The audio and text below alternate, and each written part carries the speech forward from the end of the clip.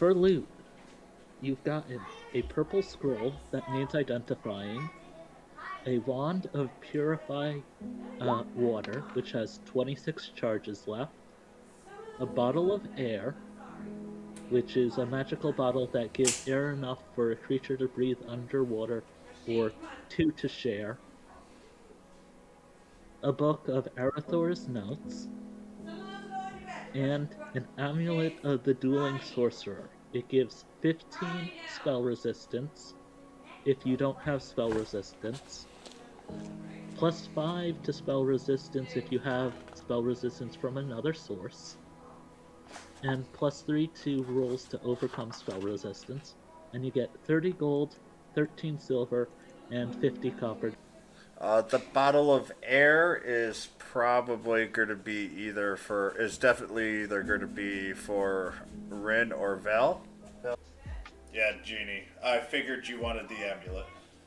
Absolutely. The question is, how much are you paying him to identify the purple scroll? By giving him the amulet. I thought the amulet was his already. Yeah, well, he could do us a solid and identify the purple scroll. Yeah. Zippity zap zoop-up! Okay. You cast Identify on the purple scroll, and you look it over. It seems to be a scroll of mass invisibility. However, this mass invisibility only lasts for 1 minute and to creatures that are within 20 feet of the caster of the spell at the time of casting. There we go. Pocket it.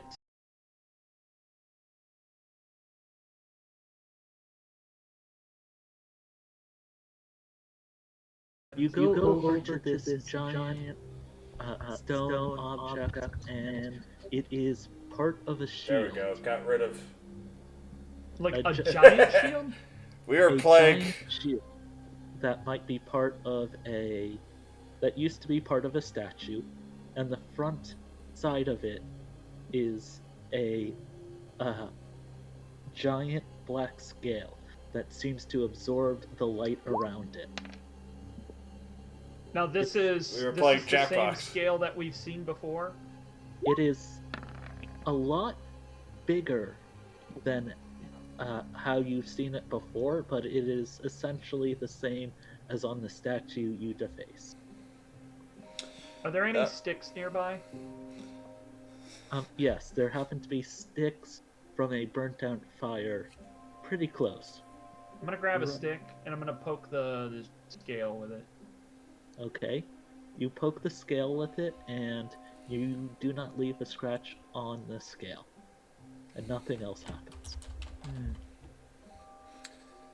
And how large is this thing? This thing is...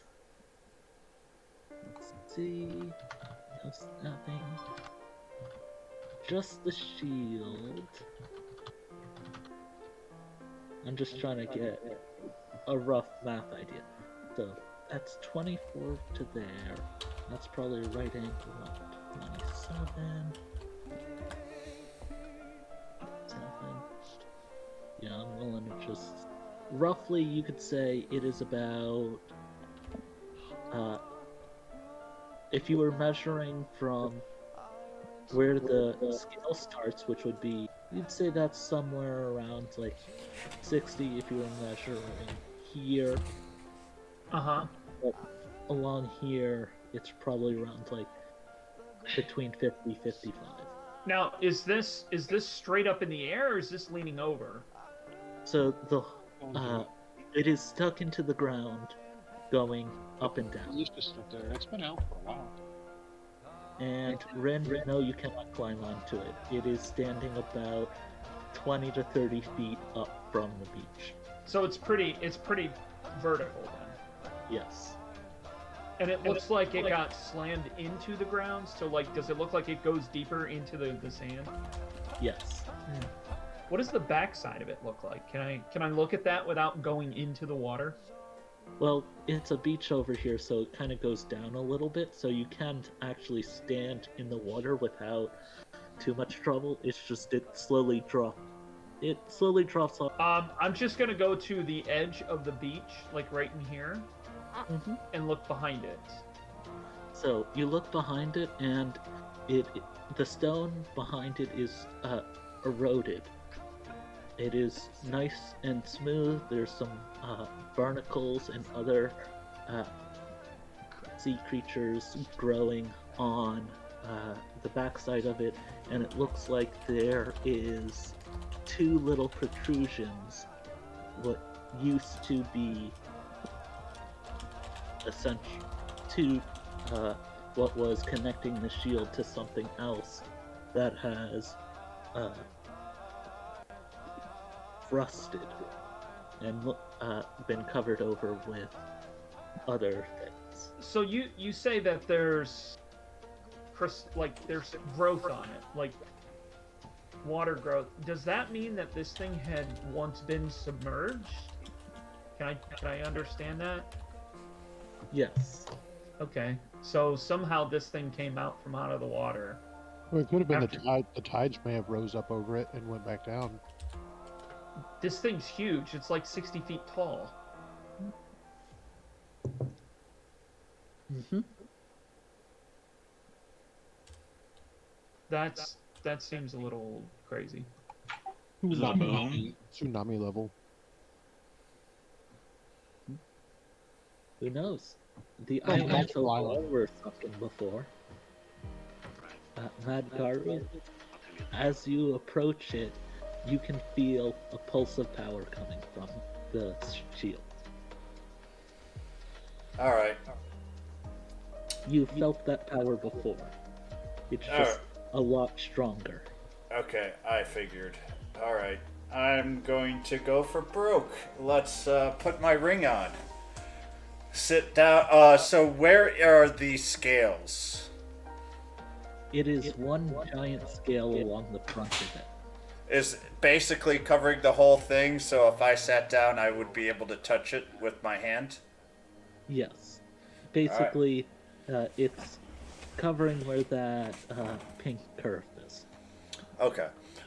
So then I will sit down right next to it and touch it and focus on it with my ring. As soon as you touch it and focus on it, to everyone else, it looks like you have fallen asleep. I don't know where it is, buddy. Finds out to be taking a nap. For just you, you can pull up the image in Discord that I sent you earlier. You see a place. There is brass along with 4 of the smaller statues, like you've encountered before, of armored people holding shields, and one holds a spear, one holds a sword, one holds an axe, and the last one happens to have on it a... Where did I put that? On it, it happens to have a whip. A whip? Yes. Okay, They're sorry. facing out from this giant hole in the ground. It looks almost like some kind of excavation, and down at the bottom of it, there's this pedestal upon which a giant crystal with runes flutter about. And you hear a voice command you to shatter the crystal, and then you wake up. Okay. What's that about? That was the past nap. Honestly, I'm trying to figure it out. So, what do you guys want to do now? What are these? Boxes. Filled with... Well, they seem to be filled with some of it with rotted food and other supplies like bandages, some clothing, a couple of kitchen knives, and you know, some what looks to be iodine crystals. Iodine crystals? Okay. If you want, you can roll a survival check to determine what the iodine crystals are for.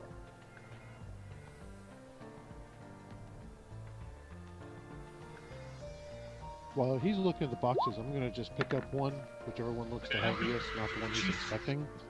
And I'm gonna go over to where the elithid that we killed is. I'm gonna use the box to crush its head. I want to make sure something else were to bring it back. It ain't coming back. Okay. You do that, and Shillracket remembers some one of the ways to make sure that river water is safe to drink is to put a bit of like crushed iodine into it as a way to kill like small insects and things like that. Oh, okay. I'm gonna look over at Rin. Hey, you mind helping me out with something? You still got that little pouch with the space in it? I do. How much stuff can his bag of holding carry? A minor bag of holding. It can hold up to 30 cubic feet or 250 pounds, while the bag itself weighs about 15 pounds. I want to try and get as much of this stuff in his bag that we can take back, as far as like the non-rotted meat stuff. Anything that is non-perishable that we can take back. Bandages, those crystals, all the other stuff. Because I think that would be a great thing to give back to those people, because it's survival gear that they may need. Okay. So, if Ren is okay with that, then you can get about, I'm gonna say, 30 cubic feet of stuff between not only the boxes, but the little huts that were made on the other side of the river. You can find about 30 cubic feet worth of stuff to put in there that would fall into that category. Wow, that's a lot. Yeah, some of it's more useful than others. There's like the iodine crystals itself would be useful. There's a couple of tools that you can fit in there. There's what looks like to be like maybe a couple of chairs. You know, that you take apart and then fit in there to reassemble as like building materials. That's all I got. I'm gonna help him put stuff in his bag. Okay. Do I see them like taking these crystals and putting them in a bag? Yes, you do. I kind of walk over having finished destroying the lizard's head. Like, what are those? Oh, these crystals? I'm gonna hold one up. They're used to purify water, kind of kill off bugs and insects that might be in it, help purify it and make it drinkable. And then we've got bandages and other things in here too. And a chair. Well, that looks useful. I grab a handful of the crystals as they're like bagging them up and just kind of put them in my satch. Okay. I don't know how big they are and how many a handful would be. So, iodine crystals, for this, they're pretty small, so they're easily crushed up before added to water, and you don't need to use a lot. In fact, you can actually mix it with water and then use drops of iodine that way, and I know that from my actual experience backpacking, just a drop or two of iodine will purify essentially a liter of water. So how many would I have been able to grab? So a handful, let's say, each of the crystals is about the size of a nerd, so I'd say maybe like 20 or 30. I don't know, about 25 then. roll a 1d10 and add 20. You got 28, so you could use that to purify about 28 liters of water. Okay. And you said there were bandages in there, like a lot of them, or just like a couple? There's quite a bit of bandages. I'd say if you wanted to grab a roll of bandages for yourself, you could without making a significant dent in the amount of bandages there are. Okay. I'll go ahead and snag one of those too. Okay. You estimate by looking at the roll, it'll help patch up some minor wounds, but if you had like a major wound, like along the chest, this roll would essentially be used up just on that. I have two things that I think I want to try and do here, but first off, would my, like, I don't have very much knowledge in illithids, but I want to see if I can recall anything before I ask. Would it be a smart idea to burn the body and then all the other bodies of the things that we killed here? Oh, all the bodies except for the illithid's bodies vanished when you killed the illithid. Yeah. Okay. Then would I know whether or not it would be a good idea to burn the illithid's body? Roll a die. Roll an Arcana check, it would be. You know that the illithids overall don't take care of their dead very much, so you can't see any reason why not to burn the body, but you don't see any reason to do it besides you want to make sure that nothing reanimates it. That's my idea. At this point in time, would I know that Valnir has like a psionic background? Would I know this at all? You've seen Valnir cast things that you call spells, but you've never had Detect Magicka when he's cast these spells, so Okay. you wouldn't know if they were psionic or not. Okay. I'm gonna, like, basically, I'm assuming that this illithid might be a little too big for me to just kind of start flinging into that pit to light a fire. So I'm gonna ask, hey, does anybody know if it's a good idea to torch this thing? And I'm gonna point at the corpse. Or can you help me put it in that pit so we can light a fire and burn it? You could, but I just got done completely crushing its head, which is kind of the most dangerous part about an illithid. At this point, if somebody were to get it to stand back up, it wouldn't be nothing more than a zombie. Yeah, well, Fair enough. Those things, they're nasty creatures. They mess with your head, and on top of that, it's all those tentacles it had. Once it wraps them around your head, it'll crack your skull open and eat your brain. which is okay for you. Yes, that seems to be more of a stone building. It looks like it's sunk into the sand quite a bit, but it's already been rated for supplies. In it is a map of the Isles as it currently stands, which Well, I'll take the map just to say that we actually have multiples of said map. Okay. you see the two small little islands that look like an 8 on the top left. Yeah. You estimate that's where you are. Okay. All right. So then, for clarity's sake, we have already looked at these 3 huts and the stone structure and found stuff. Is there, like, ability to sleep in any of these stone huts, or the huts in general?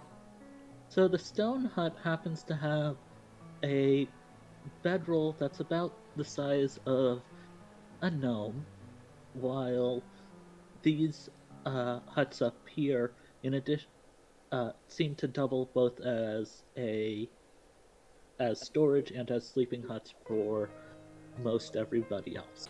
Alright, why don't we stay the night in one of these huts, because traveling at dark was told not to be very safe. So No. one of you two should get the bottle of air. I'll hold the bottle of, or the wand of purify water. Considering my sinking to the water last time, I guess I could hold on to the bottle of air. Mm-hmm. That way, as emergency in case my swimming skills fail me again. I'm also reminding you guys from last time that there is a half-completed boat over here that essentially right now is little more than a rowboat with no seats. We could use it though. Yes. Okay. If you could find an oar. Is there anything that we could find here that would become a pole or... I have an idea. We have these crates here. They're wood boxes, right? Mm-hmm. We could. Are there any trees nearby? There were trees up north of where you guys were on the island. You would have to climb up that small cliff face that you guys tied a rope down. Does anybody have a hatchet? 'Cause what I'm thinking is if we get 2 sticks, probably about 4 foot long, we can take some rope and fashion the like break one of those boxes down into planks and take those planks and fashion them onto a stick, or we can forego that and just break down the boxes to just single planks and use the planks as paddles. Oh, Catbat, what about this right here, this bridge? Would it be simpler for us to knock something off there to use as a paddle? You could pry up some planks. You'd get about a 5-foot plank off of that bridge. If you tried to peel off from the pier, you could get a 10-foot one, and then from this one down here, about a 10-foot one from this one down here. Well, I don't know what's better between... let me do this. I'm gonna roll my skill of sailing. I was gonna mention that. I was gonna say, hey, aren't you a sailor? Which one would be best?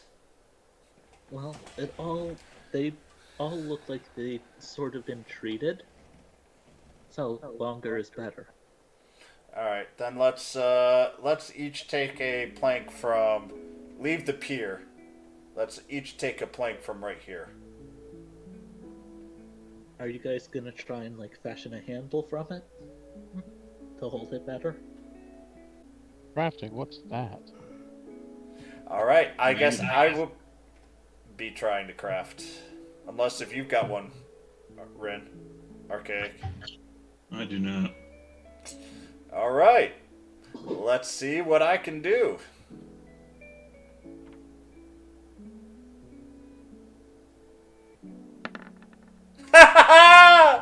Yes! You are able to craft essentially 4 paddles from the planks. They're a bit thinner than you would like, so they're not the best for sailing long distance, for getting you long distances, but it should be enough to get you back to the raft settlement that you were at the previous day. Cool. I'm thinking we just hug the side of the island, and then once we get to the north end of this island, we cross, move around the side of that second island, and get as close to... Peer up to the other camp. Yeah. We can actually put the boxes of supplies that are still left in that boat and take it with us if we think that the boat might handle all of the weight of all of us plus extra supplies.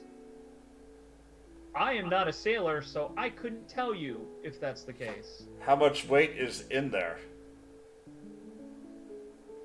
So, uh, you estimate you could probably fit with you guys in there about another, with all your weight, about another 100 pounds of supplies.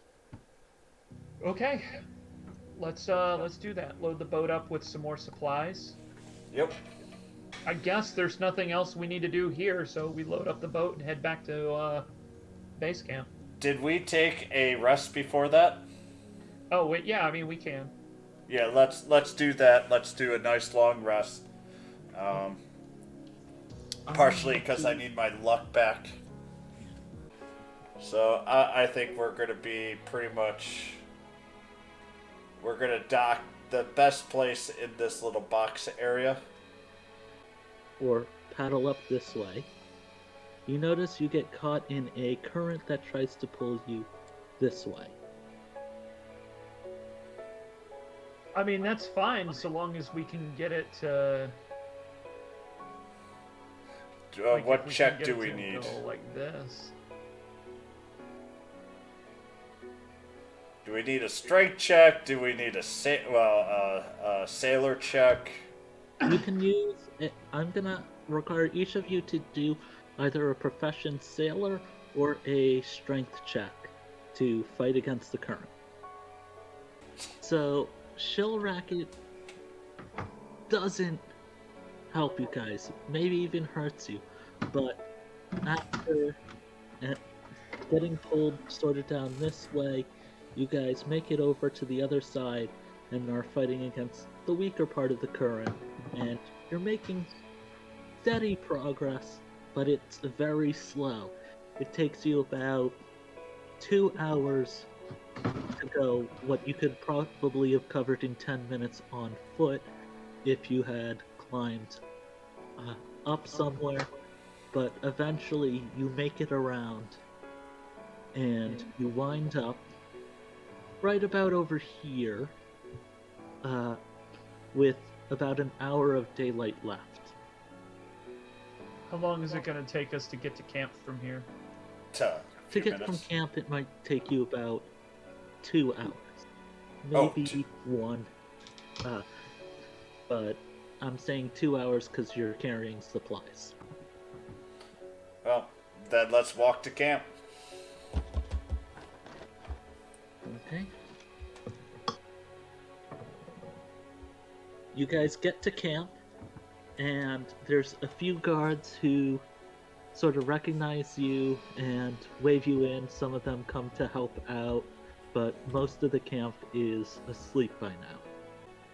They welcome you in, and they let you essentially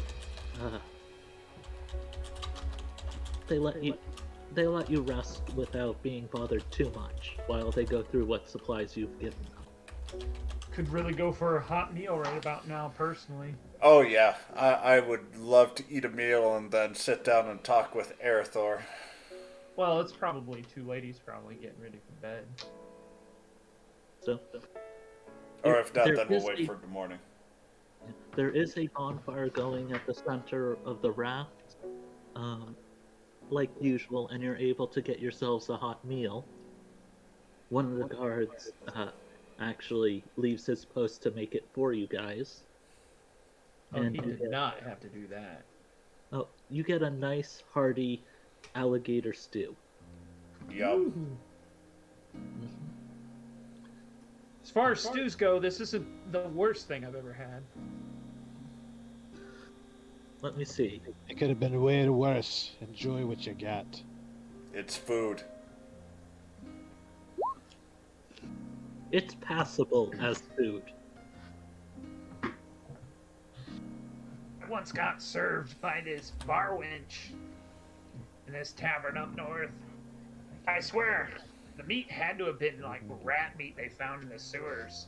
She wasn't that good to look at either, if you know what I mean. And I'll kind of like nudge down there in the side with a big grin on my face.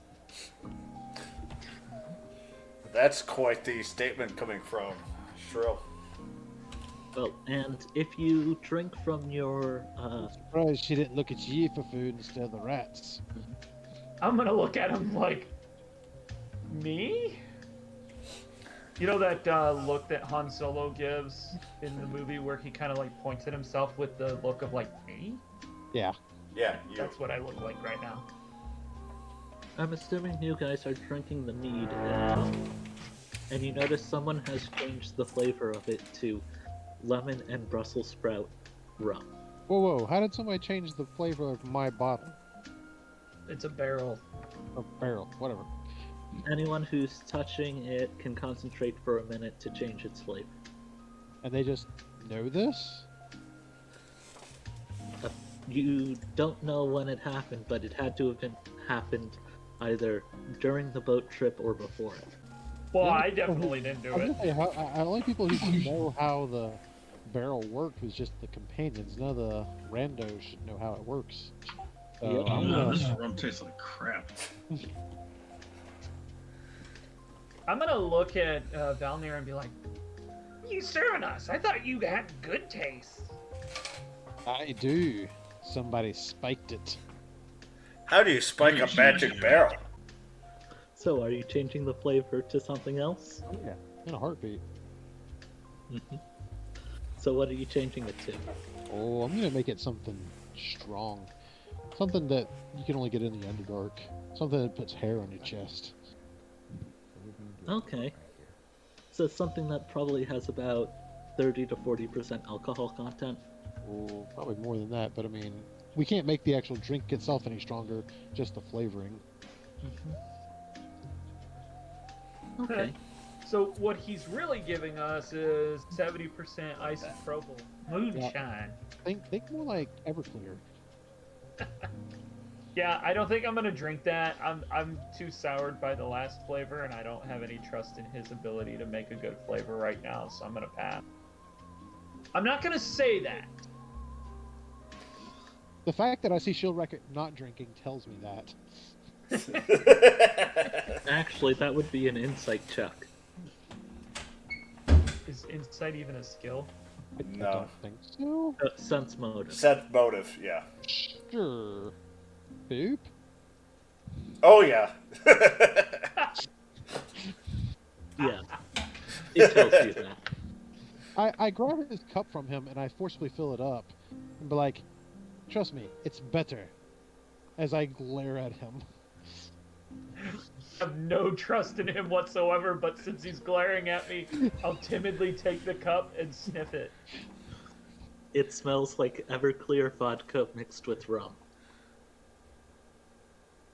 You'll have to forgive me, but is that good or bad? It's strong. Yeah. I will take a sip. Your nostril hairs are slightly aflame. I will take. No, he has no hairs, remember. I think you had Yes. nostril hairs. No, Oh, no, he is all hairless hair still. Yeah, my hair is out for 24 hours. Oh, ow. Okay. You So- smell it. It smells really strong, but not undrinkable. Okay, I will take a sip. You take a sip, and Do I enjoy it? whether or not you enjoy it is up to you. I guess it'd be more like, imagine drinking alcohol that doesn't have so much flavor as it's just pure potency.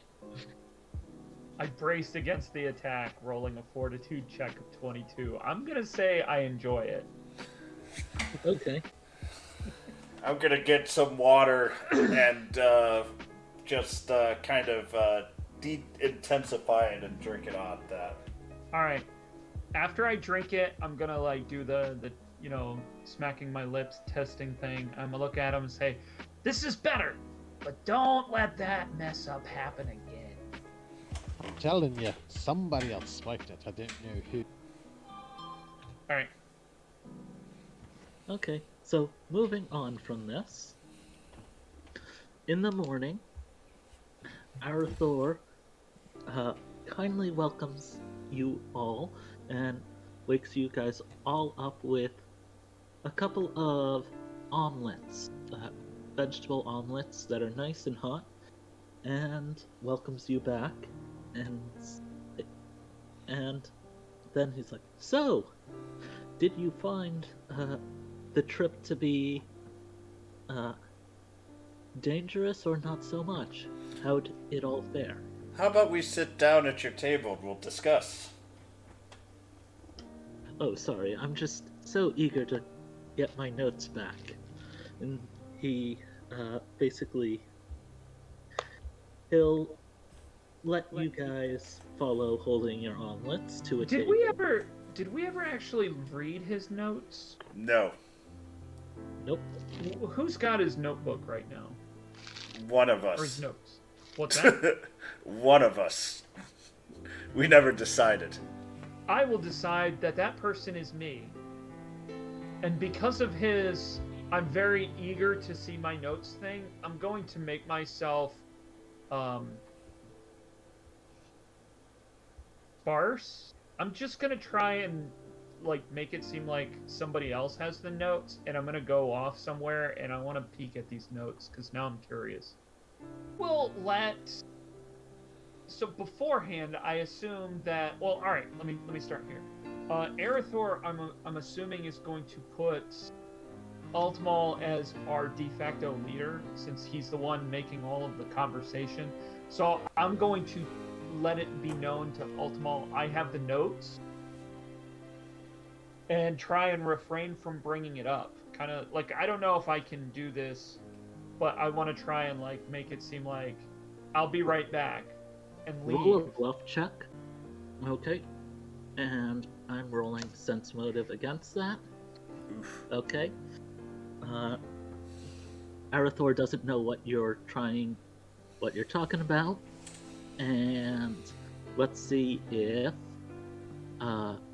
Ultmal can piece together what you pick up what you're putting down. What do you want So me I'm to gonna roll? have roll a sense motive check, saying he doesn't have the notes, and Ultmal's unsure who has the notes, but she'll rack it. I'll be back. I'll be back. Hold on. And I'll let you guys go talk about what happened, and I'll go, quote unquote, get the notes. Okay. She'll rack it. Do you read Gnomish? Do I read Gnomish? Let me see. Do I have Gnomish on here? I do not read. Cannot read the notes. Unless you have a spell to do so. The thing that I have is read magic and identify. Unfortunately, those two spells do not help you. I'm gonna go find Valnir. And I'm gonna kind of like get real close to him and kind of lean in and ask him a question. What, you want some water to drink? Oh, by chance, do you know how to read Gnomish? Or do you know how to read, like, oh, I wouldn't know it's Gnomish. Oh. Would you be able to help me read something? What are you trying to read? I'm gonna kind of like show him the notes without like being all sly, slick, and covertly. Roll a hide check. I'm having another drink. You want one? I don't even know eating. if he knows how to read this stuff. So Yes. You're able to pass the book along without Arathor noticing. can you read this? What is this crap you handed me? A bunch of circles and weird scribbly things I've never seen before. Sitting here talking about drinking, you pulling out books. So Arathor's like, that is a no. He doesn't know how to read Gnomish.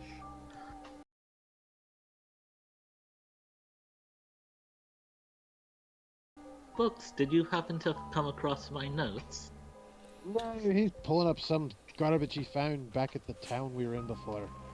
"Do you mind if I see them?" It's a bunch of garbage to me. I'd rather sit here and drink. You want something? And then Arathor says, "Yeah, I'll have a glass of the strong stuff if you've got it." Huh? I get up and like go over to fill up his cup. I've kind of got the gist that Shillracket was trying to be a little sly about it, so I'm kind of body blocking. Whatchamacallit, getting a drink. I mean, there's nothing I'm going to be able to do with it because I can't read it. If you can't read it, I can't read it. I'm assuming that Rin's not going to be able to read it. Gnomish? Yeah. Yeah. It's like one of the two common languages I don't know. So Yeah, no one ever gets Gnomish. If I was a normal dwarf, I would have, because normally dwarves and gnomes have a good relationship. Yeah. If I Next flip through language. this book, is there anything written in it at all that is not Gnomish?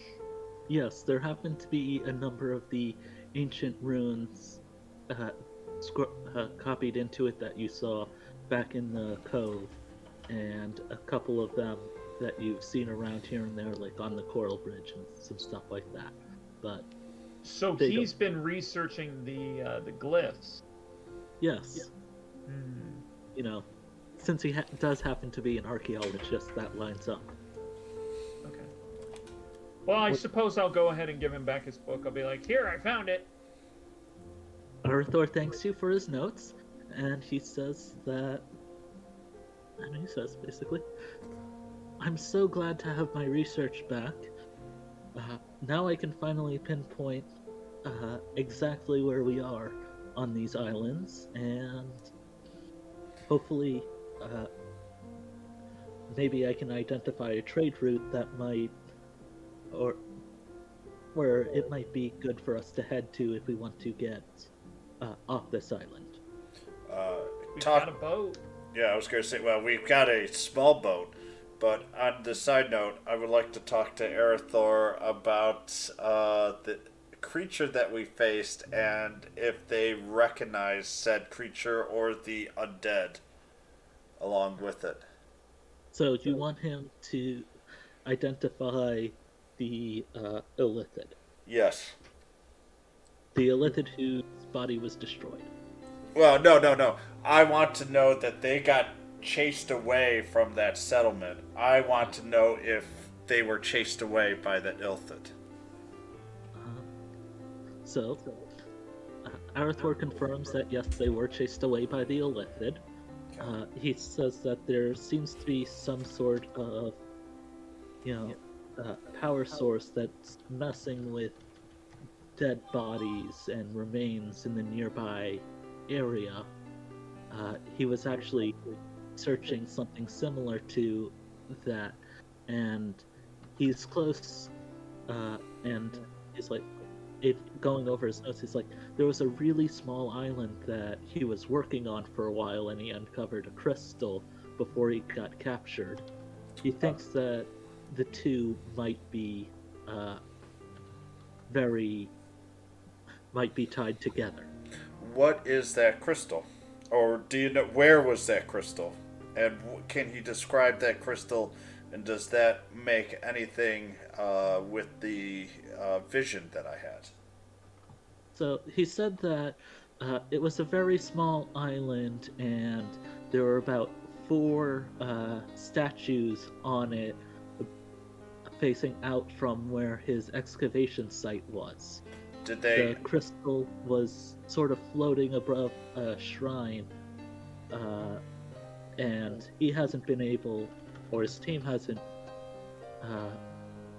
really been able to study it much, but there's a couple of different rumors and theories going around, but nothing that he'd like to comment on because he does not have enough information. Were by chance those 4 statues have 4 different weapons, including, say, a whip, a spear, and a sword? He opens up his note and flips through them. He says, yes, and one also had an axe. How did you know? I guess you can call it intuition? Intuition? Or are you a seer of some sort? I am not a seer. Or if I am, I don't know about it. He's a napper is what he is. He takes naps and then wakes up with these crazy ideas. So it's like, well,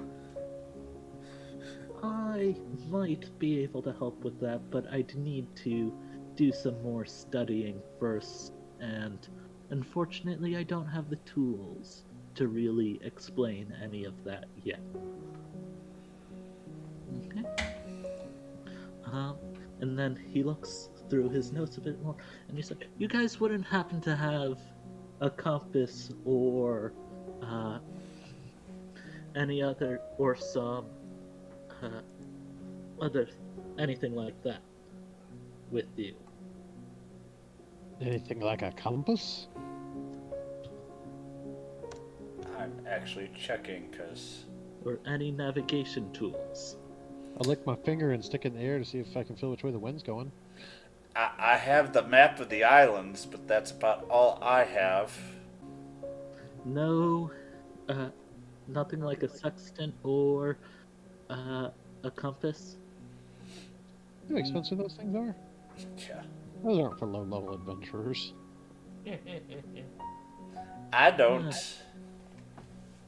He says, "It's like, well, I've been having someone crudely work one out, but if it is related to that, I should be able to work out where that island is in about a day or two. Maybe we can get you guys to check it out, if you're willing to go." That would be great. Uh, yes. How was the supplies and other things there? It's been quite a while since we were last back there. So Showracket will pipe in. Well, we were able to recover some of it. We brought it back. I'll point to the boxes that we brought, and then I'll say, and then my friend here has some stored away in a little bag of his.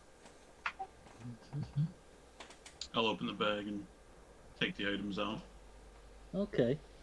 You take the items out one by one, and you do happen to have a sextant within some of the items that Ren has. Oh. Handy. Yep. It was a 50-50. Either he had it or he didn't.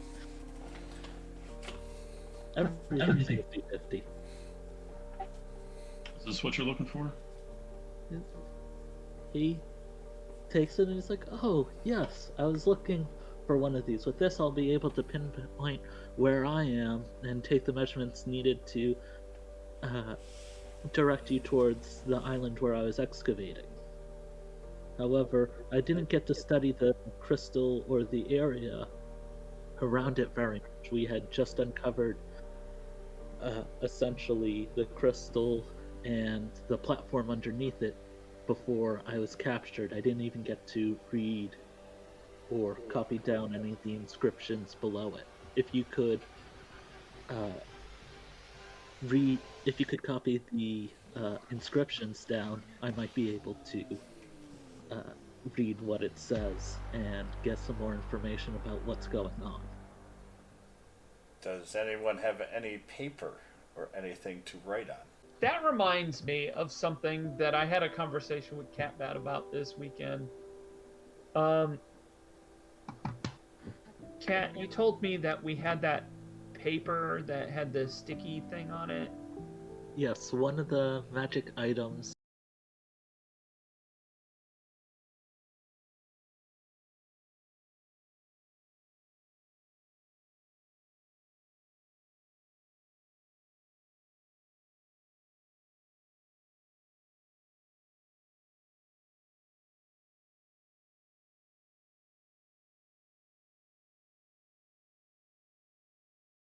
up was a poster, essentially, or a piece of paper that that you use to identify on, so you know what the command words are. But one command word makes one side super sticky and it'll stick to any surface, or it'll dispel that stickiness, and the other command word will put a picture on the other side of the paper, perfectly copied exactly from whatever image you're holding in your mind at the time you say that word. So essentially, it's a magical poster. Arthur says he's very close to cracking the ancient runes to be able to translate their language right out. Okay, well, let's give him that day then. Yep. Okay. So, a lot of the supplies you brought back essentially earns you guys a free day to heal up and get back to full health.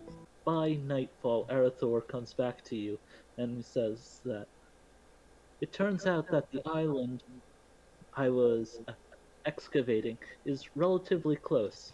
It is, if you'll scroll down to the bottom of the map that you are on. It's basically southwest of where you guys are, and he estimates that if you're taking a boat, which the people have fixed up the oars so that way they'll work a little bit better, it'll take you maybe a day and a half of paddling to get there.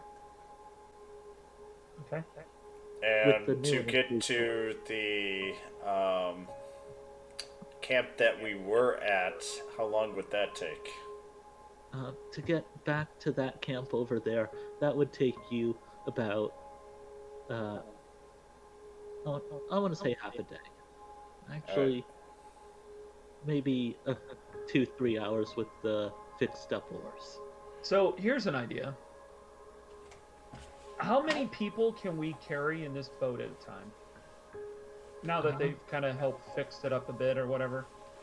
You could probably carry. So originally it was just the base of it.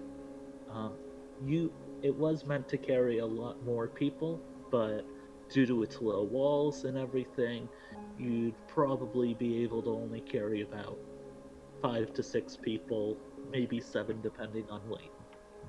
Well, I'm just wondering, and I think this is what Mad's trying to get at. Would it be better for them to leave this swamp and head back over to that base camp they were originally at because there's more structure there?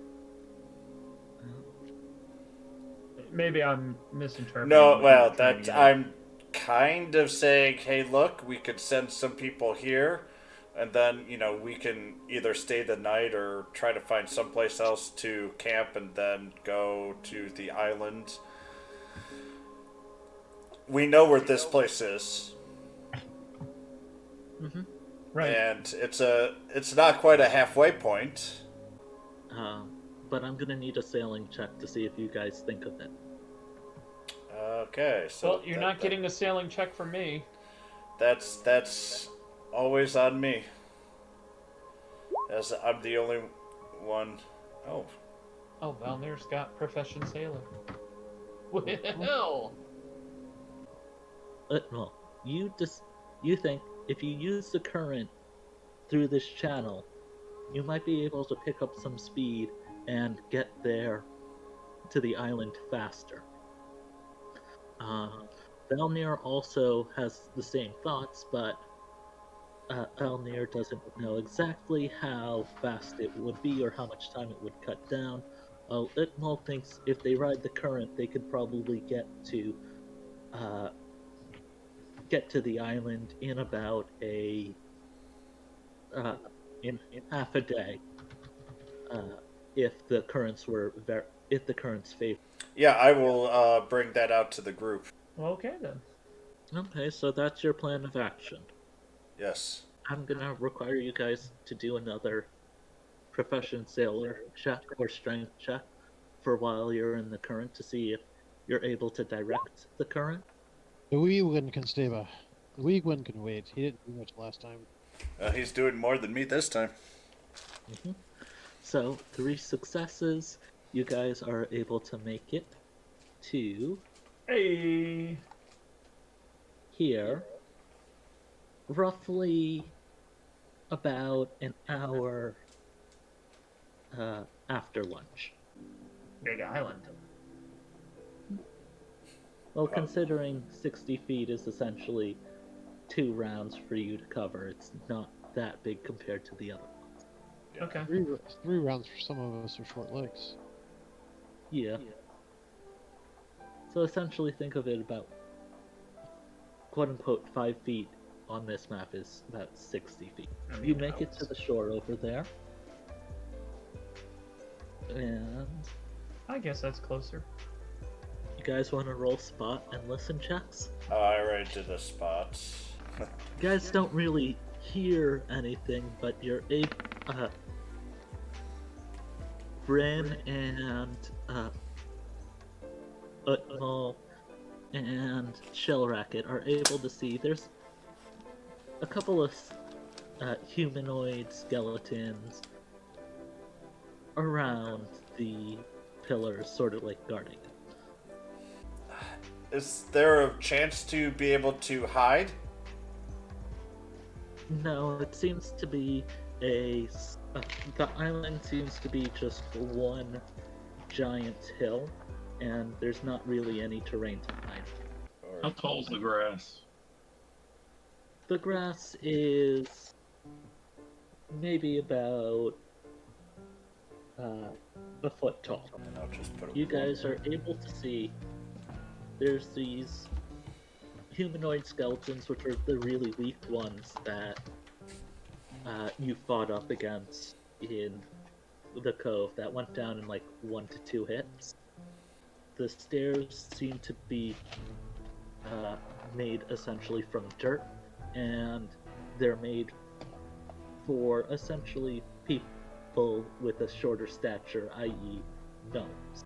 So right now the skeletons, they're not exactly intelligent. You guys can roll a move silently to get closer. And I will go. Let's see. Ren and Utmal are able to move silently enough that if they wanted to, they could try to sneak up and take out a skeleton. I will sneak up there. Can I roll another spot to make sure that there's not like a lot of skeletons over here? You can roll a spot check. While they're doing that, I'm casting Force Screen on myself, and I kind of saw which direction they started heading off in before they disappeared from my sight. So I'm not the hide move silently kind. So. Would you like an increase in your strength? Oh, I'll always take an increase in my strength. All right. I'm going to attempt to cast a Bull Strength Lesser on him.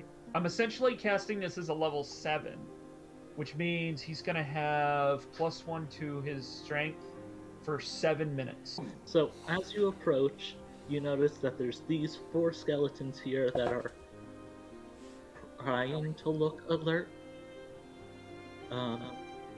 I'd say from your angle you can't really see too far into the hole, but you find a giant floating crystal. So only Utmal feels weaker as he approaches the crystal. At this point, I am going to go thwack. Okay. Does a 21 hit?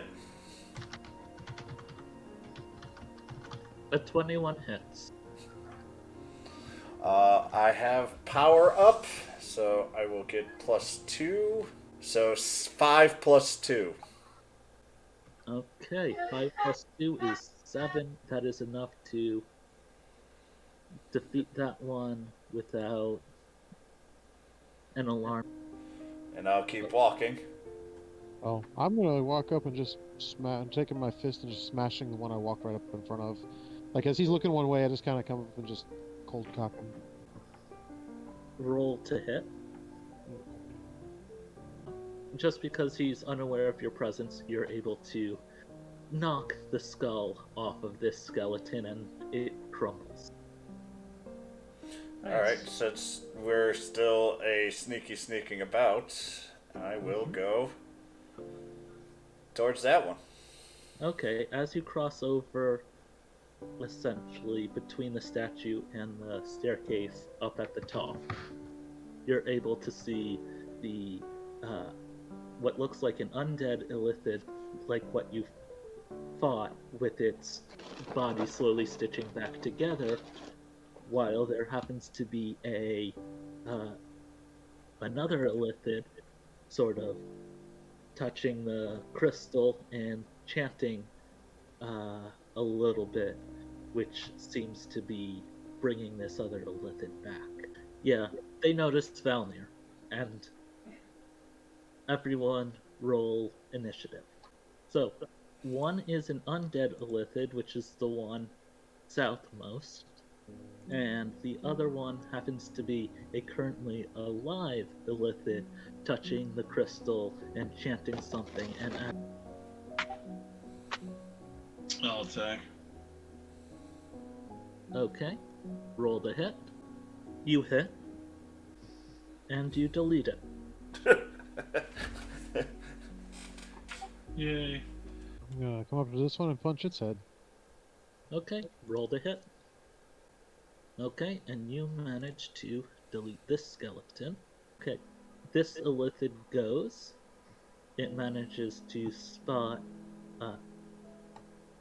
Valnir, and it is going to come over to this wall and start climbing up it, trying to get up it before realizing it can't, and it's gonna move towards the staircase.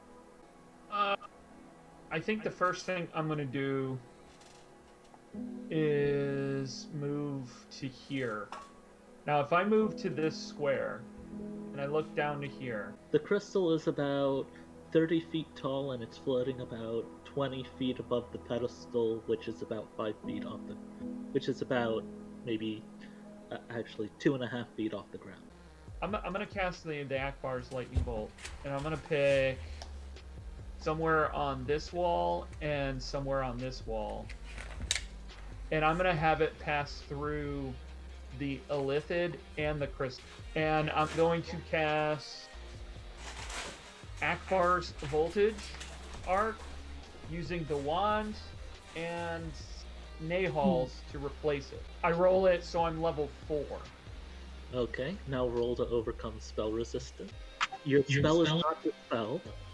You're gonna have to roll your 1d20 for your wild surge, and then I'm gonna need you to roll.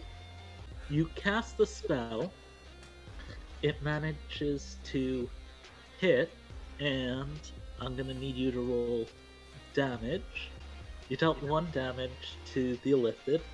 Roll 1d6 again. You make a small crack in the crystal. The Illithid, any ferrous material that it has corrodes, and your arms become ghostly and are in the ethereal plane for the next 2 rounds. Yeah, essentially they are ghostly arms. Anything that you're holding is also in the ethereal plane. That would be the one. Don't drop it. And I am 73 feet away from the crystal. Yes. And it is your turn. Which means, as my move action, I get my crossbow, which was locked. I move by 5 steps, and I fire at the crystal with my crossbow. What are you firing at? The damn crystal. Why? I need to. 10.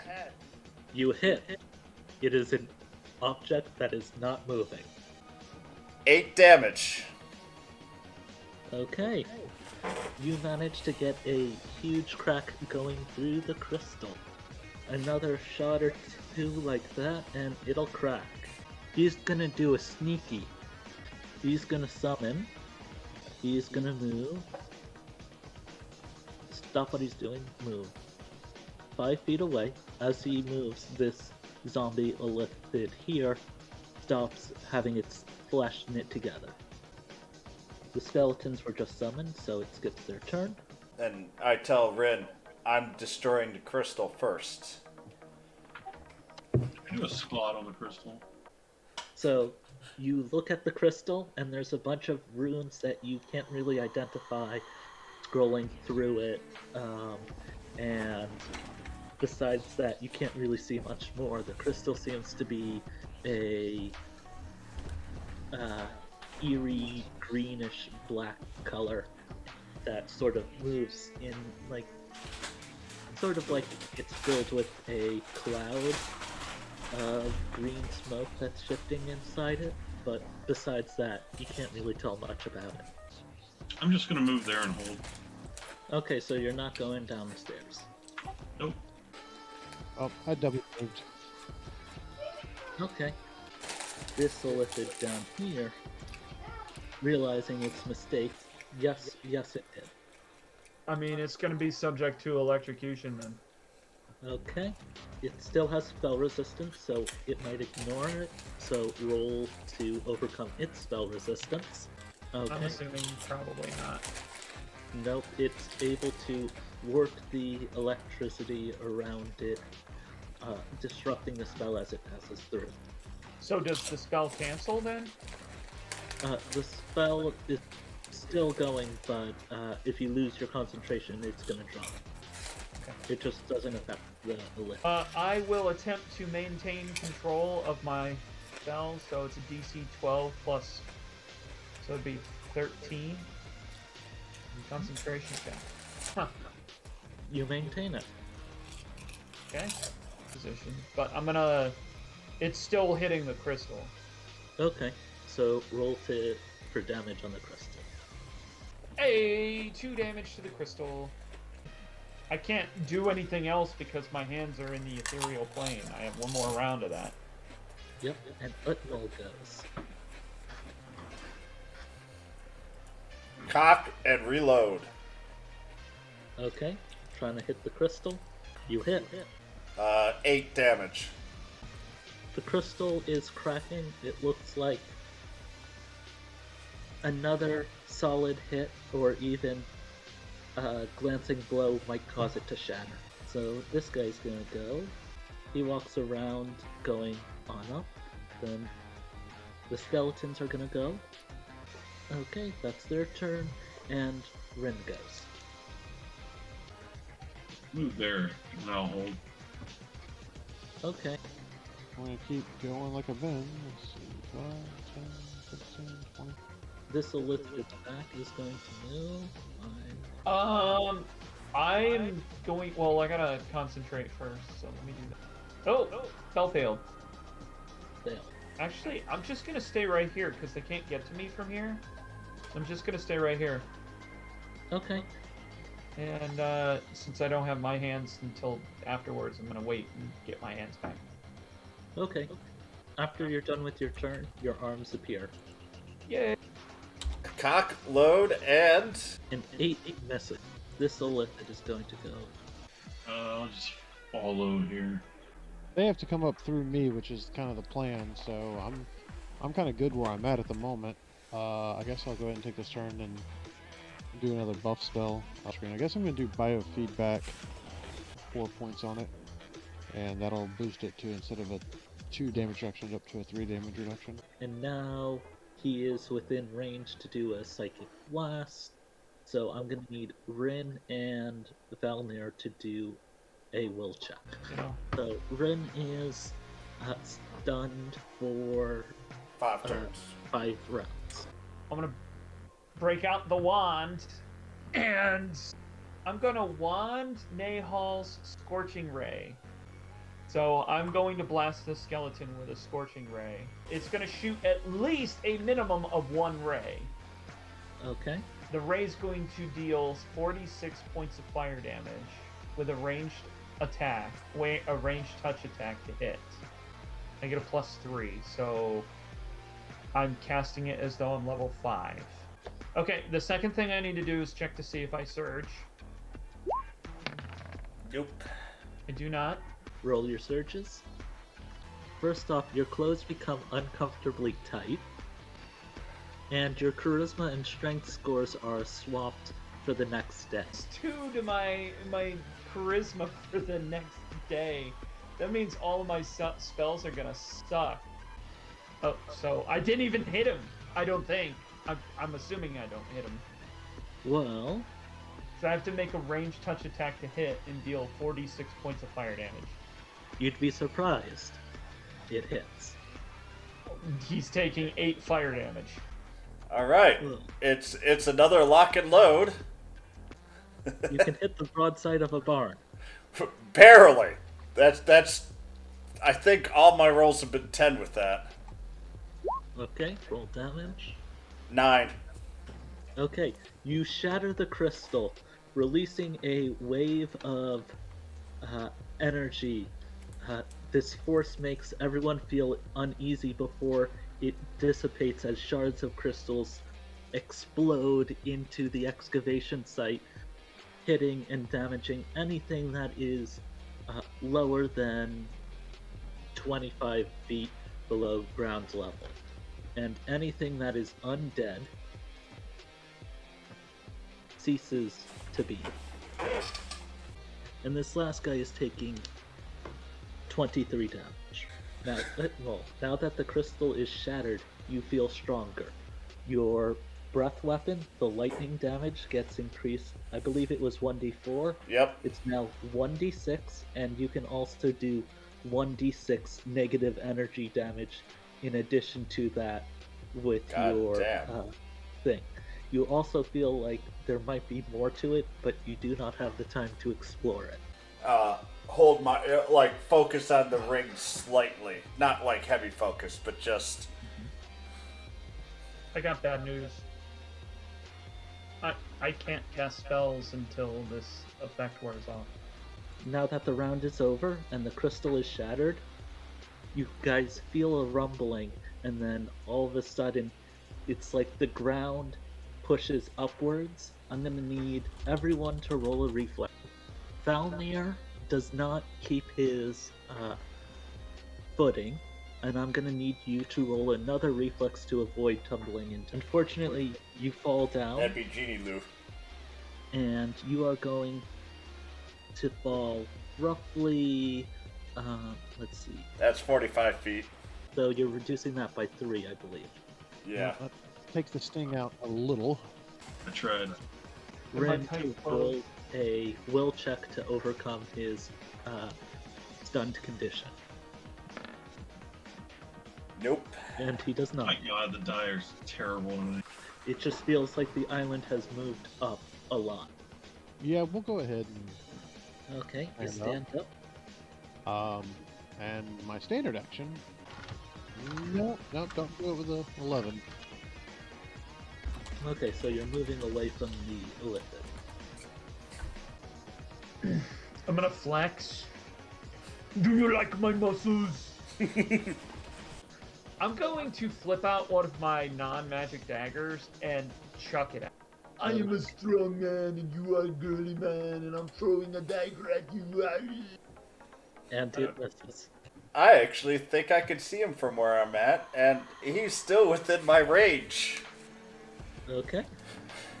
Not by much, but he is within my range, so 17.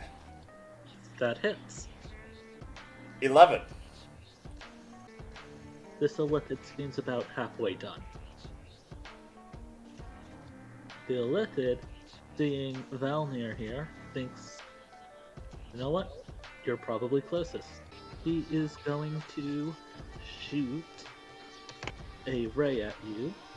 This is versus your touch. So, Oh yeah, yes. That's a bad touch. A very bad touch. Okay. Well, I don't have any kind of resistant to fire, but I do have flat damage reduction, so I'll take 3 of that. Okay. You lose your turn, but you are no longer stunned. You can still move, though, if you want. I'll just stay where I'm at. Well, I will move up 2 spaces. Well, he gets an attack of opportunity, because I don't have improved grapple. Okay. So he's going to do his attack of opportunity, which he flails a tentacle at you. The 7, I'm assuming, does not overcome your AC. Well, he rolled that 1, so definitely not. Yep. Yes, I am fairly confident my critical touch attack probably hits him. And you throw it, I'm assuming. Oh yeah, I mean, once I can force him to move because I succeeded my hold, then yeah, I'll definitely... Okay. And you manage to throw him from Well, 60 feet down to here, which would be... Okay, so it takes 13 damage. I'm just gonna run to here. So there's 30 feet, 40 feet, 60 feet. So I'm gonna just run right there. Okay. And lock and load. I crit. You hit, and you crit. So 16 plus 3 is 19, plus 2 is 21. Okay. And you manage to send a bolt through one eye and out the back of the head. However, I will say now that combat is over, this is the island now. Oh, it rose? Yeah. Yes, island rose. Oh, great. Our boat is in the middle of the island right here. The extra effect that you got for your breath weapon. All right. So, you can substitute your acid damage.